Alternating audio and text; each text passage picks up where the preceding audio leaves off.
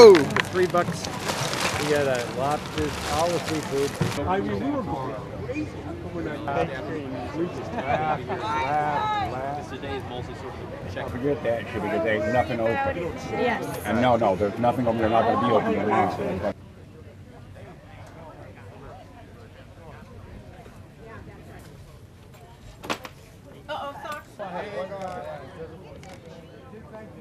And yes, you'll get boot snacks. That's always an option.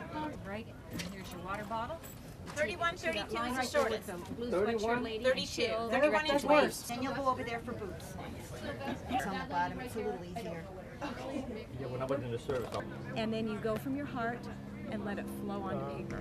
So you don't have to know how to draw. You don't have to have anything when you come in here. Yeah. And you can go inside or outside the circle or whatever you want to do. I mean, you know, all right. I told you we're doing this stuff for points here. Here. Here's the thing. Nothing beats.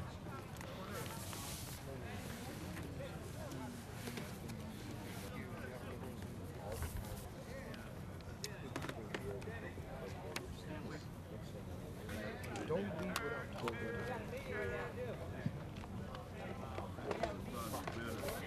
It's coming across pretty good.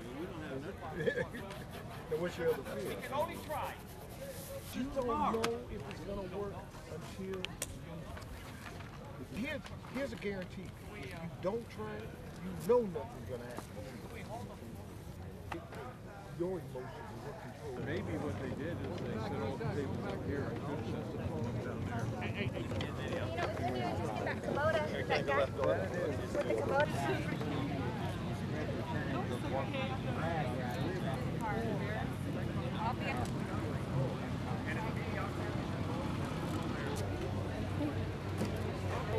Alright. Sounds like a lot. You walked over That here. dental, did you want to see the dentist? Got it pulled down. Yeah, they might have Intimate. Legal? That's good. Said this is the last one.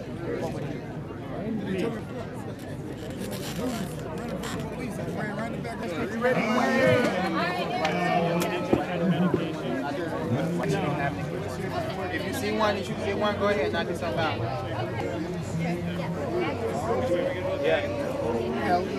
Medical concern. If you want to go directly to dental, you can do that too. So you have a choice.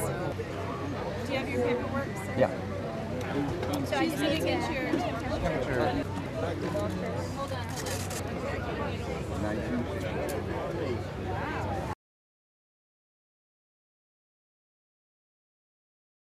It was a very pivotal time because, you know, it's what people call the crossroads in your life, you know, where I had a choice between either staying with the system or turning into a person of just survival. And, you know, I was basically to that point. I mean, you know, because I was about to lose my job and didn't have nowhere to stay and just trying to make it back and forth to work. And so with that, I was able to turn it around because I was able to keep my job and get back on track. I was able to do many things. I mean, it made a big difference. It kept my kids in the same program they was in. I have 4 kids, and right now all 4 of them have attended college. One has graduated with electrical engineering degree, and my youngest, she's off to George Washington University. So I don't think if I wouldn't have came here, I probably would have went down a different path. Well, after the first time I came through, you know, I felt like what I needed was minimal compared to what everybody else. Mine was basically to keep me from crossing over to becoming homeless or becoming, I'll say, a nuisance to society. Whereas by coming and getting my service I need, you know, now I'm able to assist, so I promised myself once I got the help that I would come back, and I did. I've been back ever since. And I came in 1999 as a participant, and I've been back every year since. And we've actually started a group of tent leaders that assist in other stand-downs. So besides this one, I do other ones. Other than, you know, a lot of people don't understand that most veterans come from, I won't say deprived families, but single-family household or inner city kids.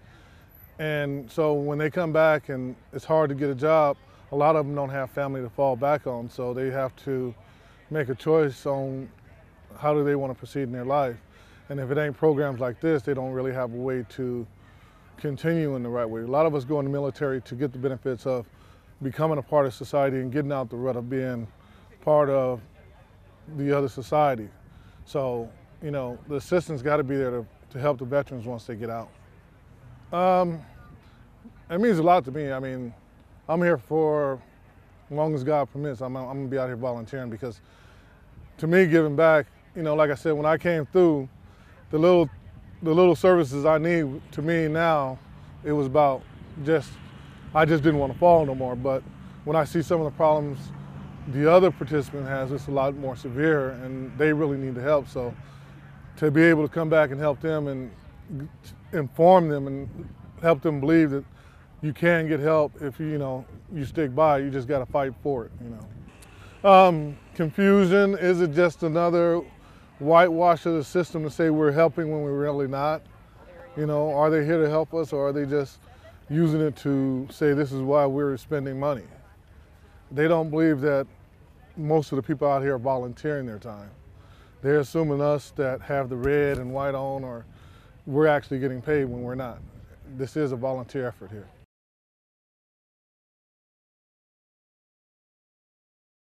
The reaction from them has actually been very positive, very good. We came out actually on Sunday to start the setup. The soldiers have been very motivated in terms of getting these tents up. We've actually had about 45 tents that we had to put in place. They got it together in like 3 days. The VA's been very impressed with their work, and they've been very positive about it. So now today they get to see the fruits of their labor, so they're very excited. They also get to work directly with some of the participants as assistant tent leaders, so they're very excited about it. I have been preparing myself for that, and yes, it does touch home a little bit since I have been there, and so yeah, it's definitely special for me to be able to take part in this type of event. It's good to know that a lot of people are willing to support this type of effort, because we have a lot of different organizations that are behind this. So it does warm my heart to know that there are people out there willing to not forget those veterans who are out there, who are putting their lives on the line every single day for us back here, and it's much appreciated, and I have a lot of respect for them. So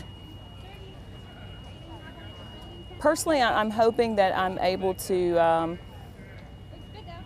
just kind of maybe build a rapport with some of the veterans, be able to share some stories as to, where they've been, what the Army was like when they were in, or whatever branch of service they were in, and kind of share some stories as to how it is now.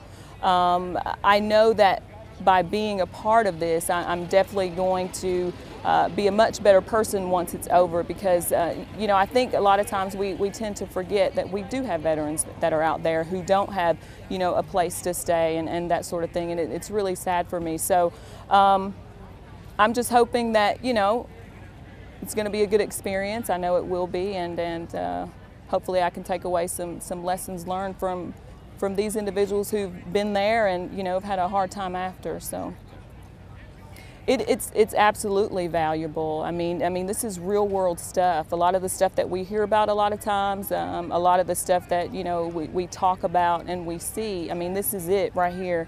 So I think it's going to be very beneficial to the soldiers, and a lot of those soldiers who are new in this type of situation, who may not have been deployed, they're going to hear some of their stories, and even some of the stories from some of the more recent veterans who've been in some of the recent wars. So they're going to get some lifelong experiences from this that they can share with their children, grandchildren, and what have you. So I definitely think it's going to be good for them to get some real world, real people stories. Lunch. I just think it's a really good experience, and just personally for me, I'm glad that I'm a part of it.